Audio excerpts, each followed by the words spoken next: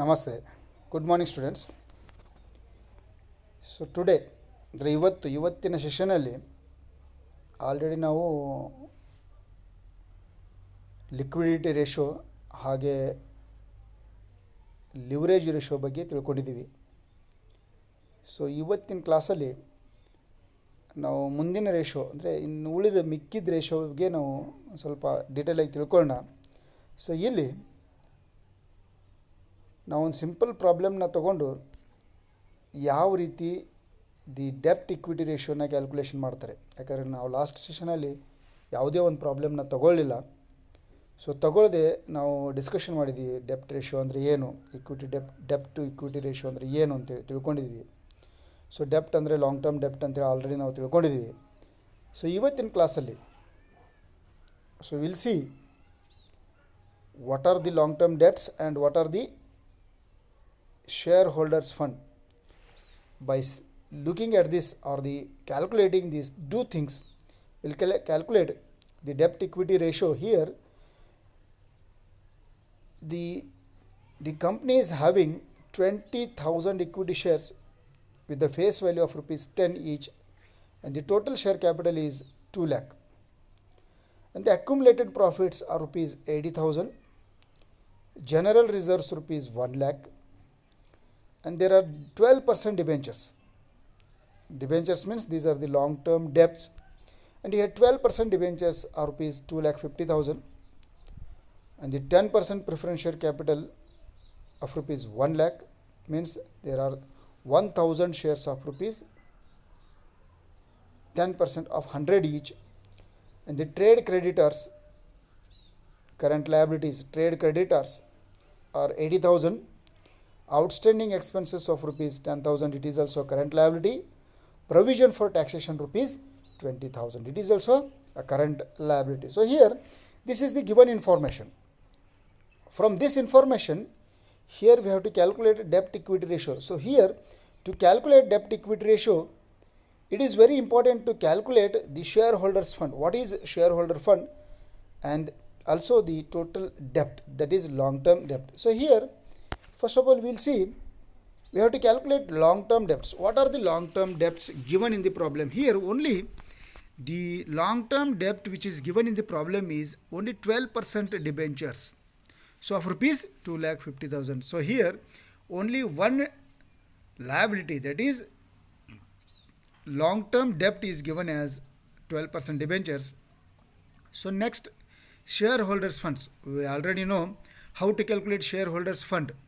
So here shareholders fund include equity share capital, general reserve, accumulated profits, and preference share capital. So here in the given problem, equity share capital is 2 lakh, means there are 20,000 of equity shares of rupees 10 each. So total capital is 2 lakh, and accumulated profits of rupees 1 lakh, and the preference share capital is 1 lakh, and the reserve is 80,000. So here, so total of these four terms we are getting here, accounting terms, we are getting here 4,80,000 as shareholders fund. So when we calculate, or when we know what is shareholder fund and what is the debt, total long term debt, it is very easy to calculate the debt equity ratio by using the formula. Here debt equity ratio means the given formula is long term debt divided by the shareholders fund. So here we know, and we have already calculated the long term debt and the shareholders fund. So a long term debt is 2,50,000 and the shareholder fund is 4,80,000. So here we are getting 0.52 is to 1. So here 0.5 is to 52 is to 1 as the debt equity ratio. But here, if the company is, or when the firm is maintaining the ratio 2 times less than the shareholders equity, so here the firm's financial position is shown as a very sound position, and here the debt equity ratio is 0.5 is to 1. So like this we are going to calculate the debt equity ratio by using a simple problem. Now we'll lastly, that is leverage ratio or capital gearing ratio. This is the last classification of the leverage ratio or solvency ratio. So what do you mean by capital gearing ratio? So here it is computed by dividing the fixed interest bearing securities. So here fixed interest bearing securities means what? So here question arises, what are the fixed interest bearing securities? So here in balance sheet we will find out some of the fixed interest bearing securities like preference share capital, and second one is debentures. So here these are the fixed interest or the long term loans and long term fixed deposits. So these are the fixed interest bearing securities, and means fixed interest bearing means those liabilities which are having the fixed rate of interest. So here the capital gearing ratio is calculated by dividing the fixed interest bearing securities by the equity capital. Again the term is used as equity capital. Equity capital is nothing but it is a shareholders fund. So we know how to calculate shareholders fund. So thus this ratio establishes the relationship between fixed interest bearing securities and equity shares of the firm. So here capital gearing ratio equals to fixed interest bearing securities by equity shareholders fund.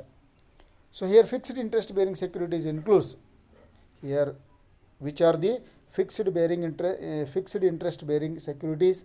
We will list out first. So long term loans. So long term loans are the fixed bearing which is having fixed rate of interest. Then debentures. We will see the 12% debentures, 10% debentures. That is the percentage itself is a fixed interest. So therefore it is called as fixed interest bearing security.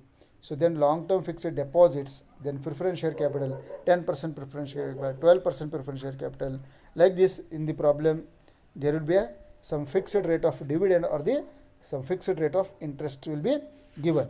So next shareholders fund includes, we already know what is the shareholders fund and what it includes: equity share capital, reserve and surplus, that is the credit balance of profit and loss account. If the capital gearing ratio is high, it is attractive proportion to the investor. It shows that the major share of the total capital is in the form of fixed interest bearing securities. If this ratio is more than 1, it is said to be highly geared. If the ratio is more than 1, it is considered as the firm is highly geared. If the capital gearing ratio is low, it is not attractive proportion to the investors. Here if the rate of interest is high, automatically the investors will be more. If the interest rate is less, so automatically the number of investors will be less. So therefore here if the firm maintains the high rate of interest, then automatically the number of investors will be more for the firm. And if the ratio is exactly 1, it is said to be evenly geared. So here it is balancing, means it is not so low, not so high, so evenly geared. So here from this ratio we will come to know that here capital gearing ratio which tells about or which studies about only the it tells about only the fixed interest gearing securities like preference share capital, loans and fixed deposits, which are having the fixed rate of interest and the fixed rate of dividend. So here if after calculating the ratio, if the ratio is 1 or more than 1, If the rate of interest is more than 1, automatically the number of investors will be more for the company, and the rate of interest is less, automatically the number of investors will be low. So it shows the lowest or lower sound financial sound position of the firm. Therefore, the firm has to maintain high interest bearing securities in the firm. So here we will take one simple problem to know how the capital gearing ratio is calculated. So here in simple problem I have taken. So from the following information, calculate capital gearing ratio. 15% preference share capital 12,50,000, 12% debentures 12,50,000, equity share capital 3 lakh, reserves and surplus 2,50,000, and preliminary expenses are 50,000. Here these are some informations given here. From this information we have to find out which are the fixed interest bearing securities, and also what are the equity shareholders fund. So here first of all we will calculate the equity shareholders fund. Here in the problem it is given that equity share capital is 3 lakh and the reserve fund or the reserve and surplus is 2,50,000, and the preliminary expenses which are deducted from the shareholders fund is 50,000. So here after deducting 50,000 we are getting 5 lakh as equity shareholders fund. So next, after calculating the shareholders fund, now it's time to calculate the fixed interest bearing securities. How much amount of fixed interest bearing securities are in the firm, we have to find out. So here fixed interest bearing securities are given in the problem are 15% preference share capital and the 12% debentures. So 15% preference share capital of rupees 12,50,000 and 15% 12% debentures are rupees 12,50,000. So here totally we are getting the total amount of fixed interest bearing securities are 25 lakh. So after adding these informations, here now we will calculate capital gearing ratio equals to fixed interest bearing securities divided by equity shareholders fund. So here the 25 lakh is divided by 5 lakh. Here we are getting the ratio is 5:1. So here the ratio is 5:1 means here the firm is maintaining more than one means the company is financially sound, and here the number of investors are more. So now after studying the two important ratios, that is liquidity ratio and leverage ratio, now we will move to third type of ratios, that is profitability ratio. Here profitability ratio, what are profitability ratio? So here these ratios are used to measure the efficiency and control of the company. So here profitability ratio are calculated to know the result of a business. Activities profitability means what is the profit from the different activities of the company and is measure of efficiency and control of the firm. Profitability ratio reflects the capacity to earn profit, such as capacity to earn profit depends upon two factors. So here the profitability ratio is calculated, or it is calculated to measure the efficiency of the firm or the capacity to earn the profit by the firm. So here this capacity to earn can be studied by taking two important factors into consideration. So first one is sales. So here relationship between profit and sale is shown by computing profit margin ratio. So here by taking sales, by taking sales we can study the relationship between the profit and sales and compute the profit margin ratio. Second one is investment. So relationship between profit and investment is shown through rate of return. So here the rate of return itself is a profit. So like this, here if we take investment, if we consider investment point, so we can study the relationship between the profit and investment, and by studying the relationship between profit and investment, here we can easily understand that the rate of return itself is a efficiency of the firm. So therefore, here some of the important ratios which are relating to sales, and some of the terms are ratios relating to investment. So first of all, we will see what are these ratios relating to sales. First one is gross profit ratio, operating profit ratio, net profit ratio, and cash profit ratio, cash operating profit ratio, cash operating to cash sales ratio, and the relating to investments, return on investment ratio, return to on total assets, return on capital employed, earning power, earning per share, dividend per share, cash profit to dividend ratio, earning yield ratio, and dividend yield ratio. So these are the some of the ratios which comes under the profitability ratios, and here the profitability ratio is classified into two types. One is the profitability ratios relating to sales, and the profitability ratios relating to investment. So we have here we are having the list of the ratios relating to sales and ratios relating to investment. After studying these ratios, now we will study one by one ratios. First we will take gross profit ratio. So gross profit ratio, it is calculated by dividing gross profit by net sales. So here the gross profit is divided by net sales. So here, after dividing the gross profit by net sales, we will get gross margin ratio. So here gross profit is difference between sales and cost of goods sold. Gross profit is nothing but it is a difference between sales and cost of goods sold. So here gross profit can be calculated by net sales minus cost of goods sold. So we know net sales minus other selling expenses, but we don't know the cost of goods sold. Here first we have to know what are cost of goods sold. So cost of goods sold include the opening stock of purchases, then all direct expenses minus closing stock.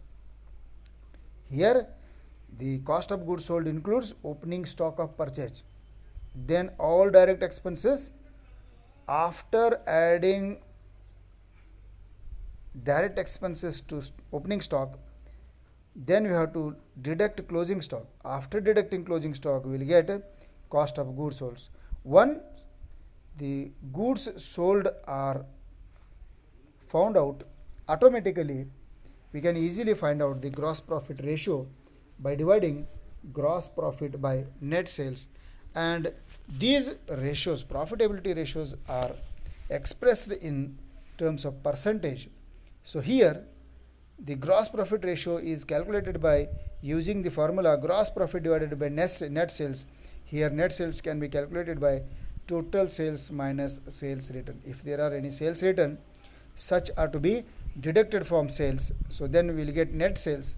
So after getting net sales, now we are going to calculate gross profit by using formula gross profit ratio equals to gross profit divided by net sales into 100, and it is expressed in terms of percentage.